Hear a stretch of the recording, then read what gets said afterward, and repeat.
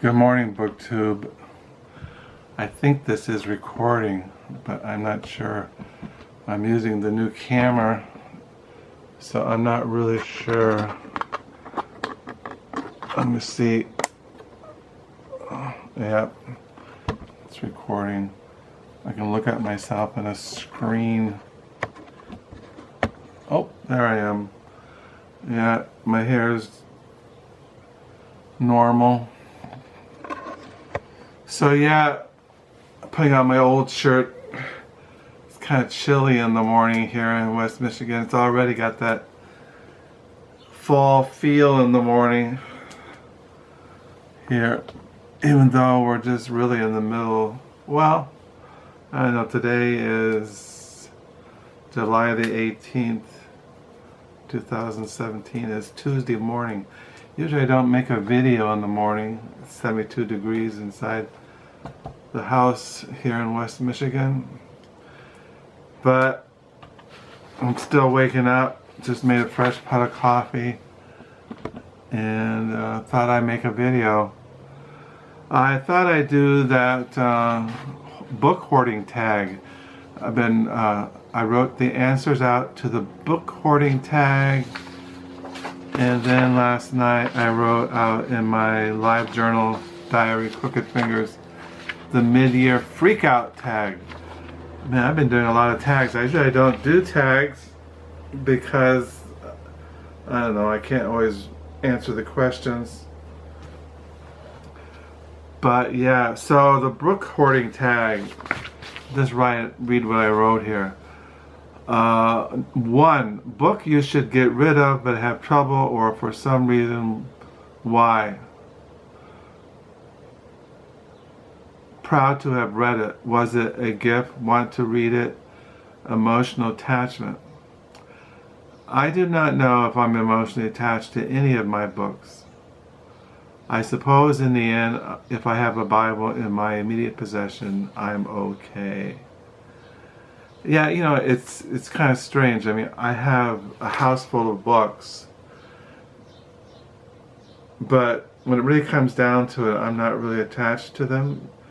Even though I can't get rid of them, it's not like my life would just end if all my books were to be destroyed in a fire. Because I know as a Christian, the only book I really need in this world is a Bible. And anything else, will it really help me get to heaven? Will it really give me any guidance or wisdom or something to read? I mean, the Bible, I've been reading the Bible going on 47 years, and it's still just as interesting, fresh, as exciting as when I started reading it in 1970. So no. 2, compulsive collecting. What book or edition would you covet or dream of owning? A rare book, signed, first edition. I don't consider myself a compulsive collector. I am very selective in what I buy, even though I have a lot of books. I look for good books, books that I do a lot of research.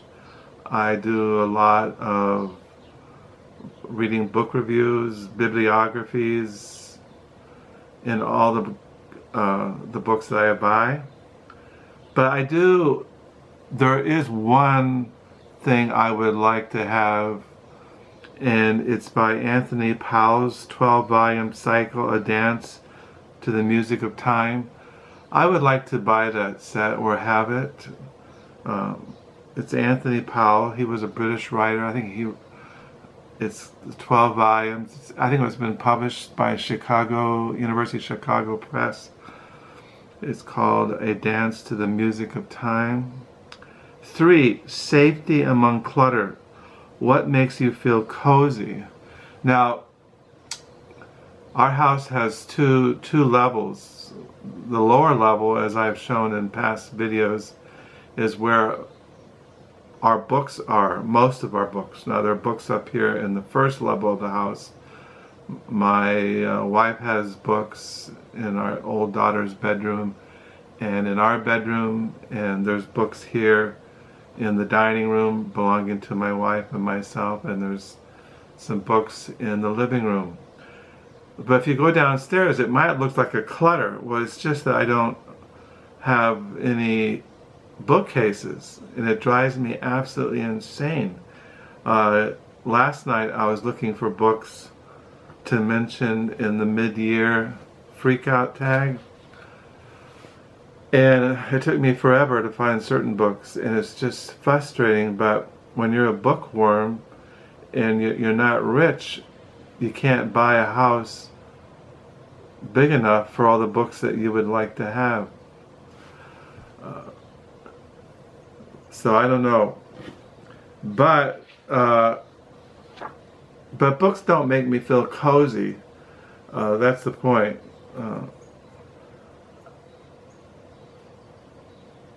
So yeah, do books make me feel cozy, or does a certain book make me? No, I don't know. That word is kind of foreign to me. Cozy. I don't feel ever cozy in this world. If anything, I feel anxious, dread, but not cozy. 4. Nostalgic memories. What book has a story, how you got it, where you were when you read it, impact, just can't explain. I have several books in my library that have a story, and I really couldn't think of any that would be appropriate to share in a booktube video. So yeah, and I have talked about in past videos certain books that have a memory. Like this Bible, I just showed you this Bible. It has a story. This book was given to Carol and I and our family when we left Houston, Texas to move up here to Holland, Michigan 26 years ago. It was given to the church that we were members of and that I did my internship. They wanted to give us a Bible, and I think in that church we used the New International Version, and I told the people that I didn't want a New International Version, that I wanted a New King James Version if you're going to give us a Bible. And so they did. So yeah. So that's a story. So yeah, maybe I'll show some books in the future that have stories behind them. Books that I brought with me when I left California 39 years ago to go to Bible college. Before I was married, I had a box of books. Now I have 11,000. Back then I just had a box. And some of those books have stories behind them. But I don't like dwelling about the past because I try to live in the now. I try to live each day in this present moment. Even though my wife says I'm always talking about the past. And I don't know. Anyway, don't touch my stuff. What book will you not lend out or have a fear of losing? Treasure the most. Why? I do not lend my books out. I have done it in the past and regretted it. I will buy books for people, but in general I realize that most people don't prize books, don't really have a love for books. They treat them not with care and love. I could tell you all kinds of stories about lending out books and regretting it. So I don't lend out my books. 6, procrastination, anxiety, quirky personality. What book is so delicious that you've canceled plans to read or would cancel? I personally spend all my time either reading or writing. I don't go out in the world except to thrift stores, book sales. I do go grocery shopping with my wife. Yesterday I took a long walk out in the Upper Makatawa Natural Area, a big country park. And I have one friend here in Holland that I see once in a while, but I spend most of my time reading and writing. So I don't really have a social life. My life is books and writing and my online diaries and in my paper diary. As far as my paper diary, today I gotta get a glass of water here, excuse me.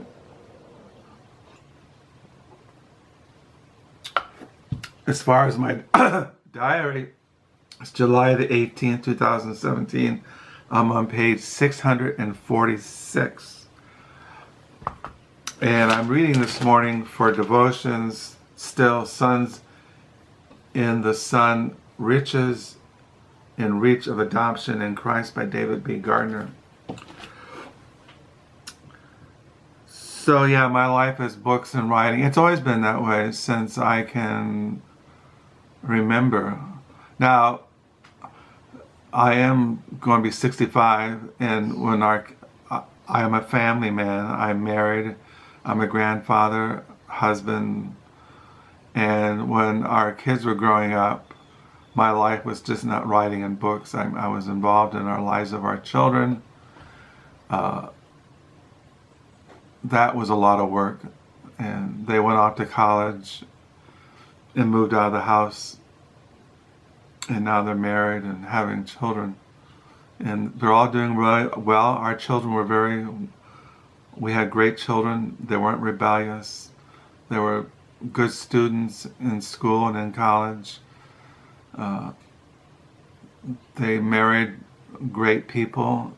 They just are all doing well, and my wife and I are very thankful for that. Yeah, we have our oldest son has a daughter, and his wife's pregnant. And our middle son, Josiah, his wife's pregnant and due in October. And Bethany, our youngest, just had her third child, and just her and her family moved to Denver, and they're all just doing well, and so we're thankful. 7, impulsive buying. What book did you buy completely unplanned or on a whim? I don't buy books on a whim. Now, if I hear about a book, I'll immediately go and buy it if it's something that I collect,